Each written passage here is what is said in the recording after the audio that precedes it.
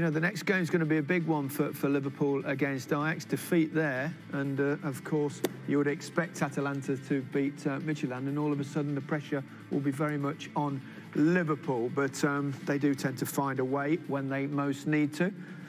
And lots more live football coming your way in the next few days. Europa League action tomorrow, and then a double header from the Premier League on Saturday. It's then time for the boxing to take over with a lineup you won't want to miss.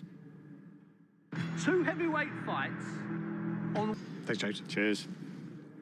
In 5 years since he took charge of Liverpool, that's surprisingly Jurgen Klopp's biggest home defeat.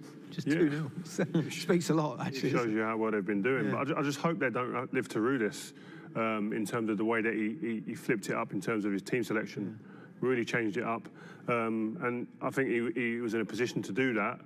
But in hindsight, which is a lovely thing to have, he maybe looks at it maybe different. I hope he doesn't again come a cropper later on in the group, because as James said rightly so, there Ajax are a tough team. They're going to be a hard game, so they've got to get a result. And Atalanta are a tough team, but I suppose they're human beings. They have to have an occasional bad day. Yeah, and I think you always must look at the positives as well. And if you're going to have a bad day, probably tonight was a good time to have it. You're top of the league. Yeah. It's all looking quite rosy. I mean, if you'd said at the start of the group that you're going to need one win out of your last two games, you know, Liverpool would have definitely taken that. So look at the positives. You know, if you're going to lose one, then tonight's not a bad one. You've rested a few players. You know, it's not ideal, don't get me wrong, but it's better that than on Sunday. Yeah. Jurgen Klopp's been whining about the fixture pile-up, which is inevitable for all the teams playing in Europe this season. It is hard to maintain this consistency of performance, the level of performance that they've been producing, certainly in recent weeks. Well, it's been superhuman, hasn't it? The way they've performed week after week.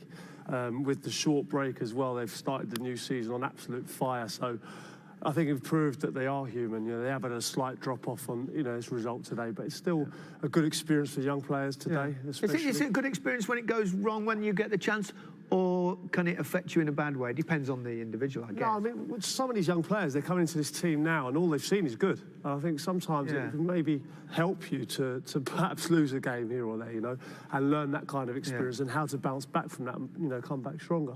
I think you do. From experience, you learn more. I think you self-analyse, you look at yourself a little bit deeper when you do lose a game or you don't perform as well. I think when you... Or you should do. You should do, and you hope that these young players will do that, especially with the experience around them, helping them, all the analysts, etc. But I definitely, when we were winning, it was all rosy in games. You win a game and you just on to the next one. Whereas when you don't do well and there's a problem, you start looking back. What was the difference? Obviously, you played under a great manager as well. What was the difference between Sir Alex Ferguson when you're going well and then suddenly you have a bad result? How did he handle things? He was never too high when we won and never too low when we lost. And that is one of the big things I learned when I went to Manchester United. I used to be down in the doldrums if we lost a game or I didn't perform well. And it would really have a hangover for probably 3 or 4 days. But a big club like Liverpool are now, it's every 2 or 3 days they're playing a game. So when did the hairdryer come out then? Because that was famous, infamous. The hairdryer, I'll be honest with you, normally came out when you were doing well. It was almost to keep you on that rich vein of form and not to get complacency. I think great managers and good leaders are scared of complacency, scared of actually resting on your laurels. You've got to make sure people are always on the edge, always waiting to...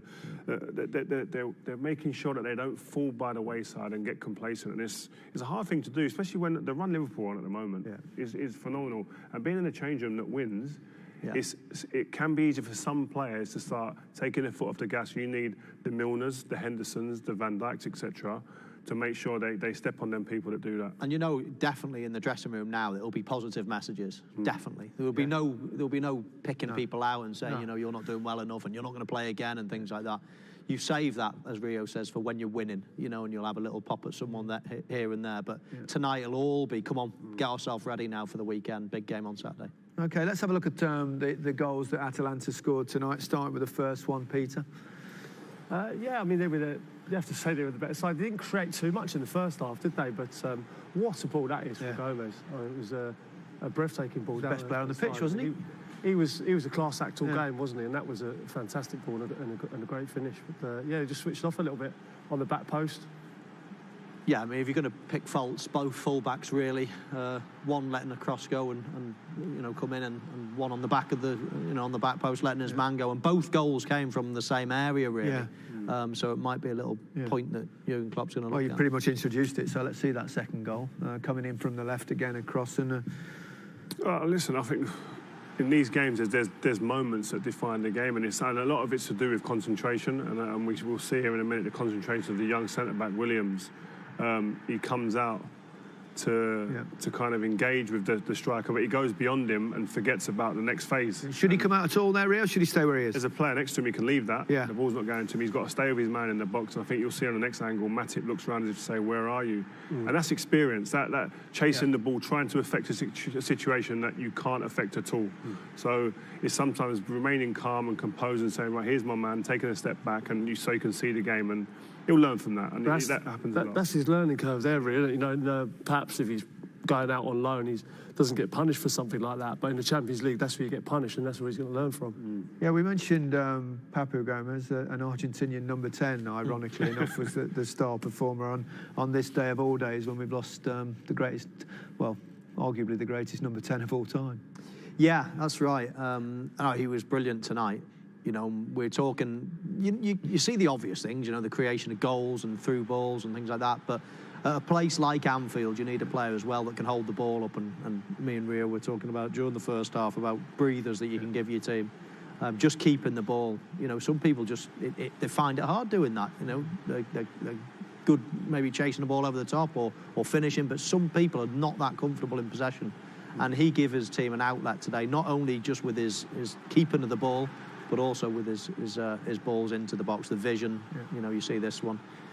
Shooting from distance, but he had the whole array tonight, little magician.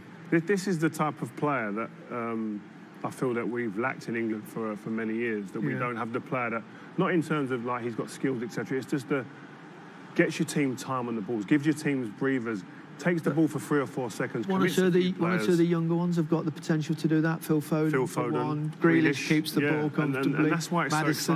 so exciting for England now, that we've got players that could maybe do this. Yeah. We'll have to see if they can do it at the next level in international football. But that type of player is so important in the levels you go up to enable your team to get up the pitch, and they're important players, vital. Yeah, he's a nice little footballer. No, very good. What he is, he's comfortable even when he's got a man on him. People play it into his feet. Strong on the ball. He takes his time. And he buys, the defence a lot of time on the ball. Okay, we'll have more chat shortly, and also hopefully when we come back from the break, we'll hear from the Liverpool manager Jurgen Klopp. I doubt he'll be as happy tonight as he has been in recent weeks, but he's always interesting to listen to. Jurgen's coming next.